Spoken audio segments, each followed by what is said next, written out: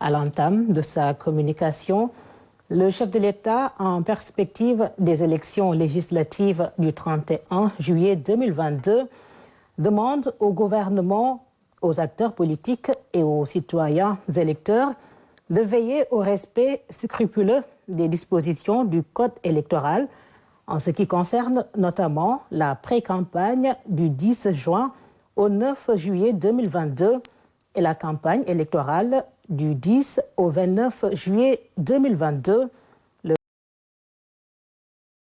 président de la République demande en particulier au ministre chargé des élections d'informer régulièrement le public et les électeurs sur le processus électoral lié au scrutin du 31 juillet prochain, abordant la question liée à l'accélération de la mise en œuvre de la stratégie d'industrialisation du Sénégal. Le chef de l'État rappelle que cette dernière reste une priorité majeure du plan Sénégal émergent PSE. Le président de la République salue l'adoption en Conseil des ministres de cette stratégie dont la mise en œuvre doit être intensifiée à travers l'exécution optimale sur l'ensemble du territoire national des projets de parcs, d'agropoles et de plateformes industrielles intégrées. Le chef de l'État demande dès lors au ministre du Développement industriel et des petites et moyennes industries d'engager avant la fin du mois de juin 2022 une première évaluation des résultats et impacts sur la création d'entreprises, la croissance et l'emploi de la stratégie nationale d'industrialisation en relation avec les ministres en charge des finances, de l'économie, du suivi du PSE et le patronat.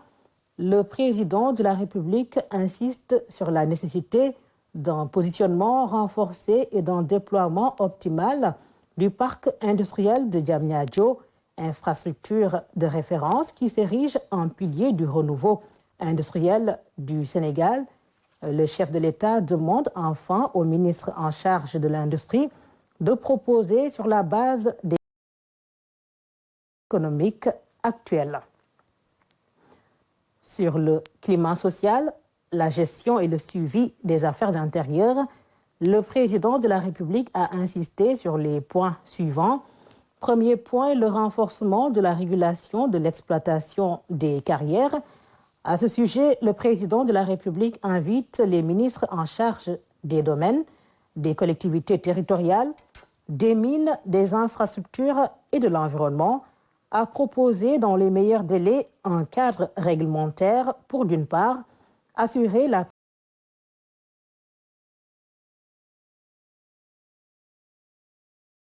au nom de l'État des sites d'exploitation identifiés et, d'autre part, harmoniser la gestion des carrières de latérite pour les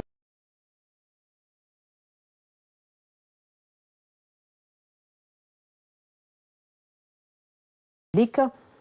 Deuxième point, particulier à la protection, aux droits et au bien-être des enfants et demande à cet égard au ministre de la Femme, de la Famille, du Genre et de la Protection des enfants de veiller en liaison avec tous les acteurs impliqués au bon déroulement des manifestations marquant la célébration de la Journée de l'enfant africain le 16 juin 2022 ainsi que de la Semaine nationale de l'enfant.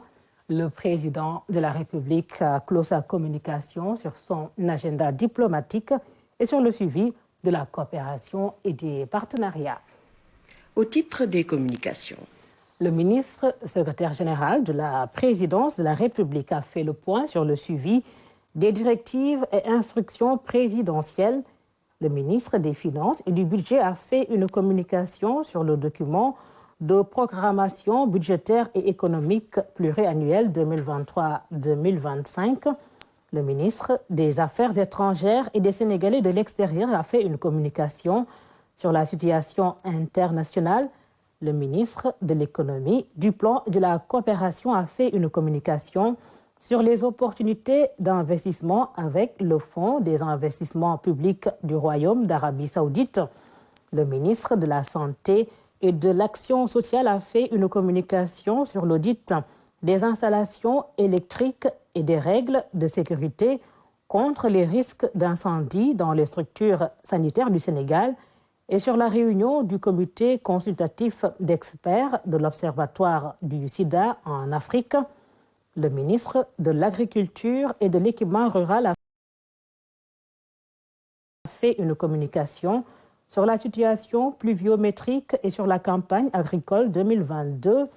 Le ministre de l'Enseignement supérieur, de la Recherche et de l'Innovation a fait une communication sur l'extension du réseau des instituts supérieurs d'enseignement professionnel ISEP. Le ministre, auprès du président de la République en charge du suivi du plan Sénégal émergent, a fait une communication sur le hub logistique intégré Bus Rapide Transit BRT. Au titre des textes législatifs et réglementaires. Le Conseil a examiné et adopté le projet de décret relatif à l'interconnexion, au partage d'infrastructures et à l'accès. Au titre des mesures individuelles.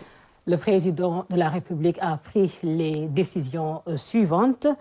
Docteur Barnabé Ning, spécialiste en santé publique précédemment, coordonnateur du programme national de lutte contre la tuberculose, est nommé directeur général de la santé publique post-vacant.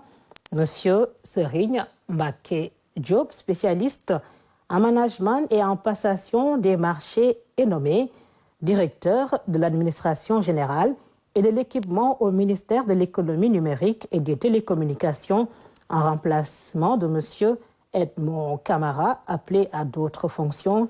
Monsieur Lat Grand Ndiaye est nommé professeur titulaire à l'UFR des sciences et technologies de l'université Assane Seck de Ziguinchor. Et c'était le communiqué du Conseil.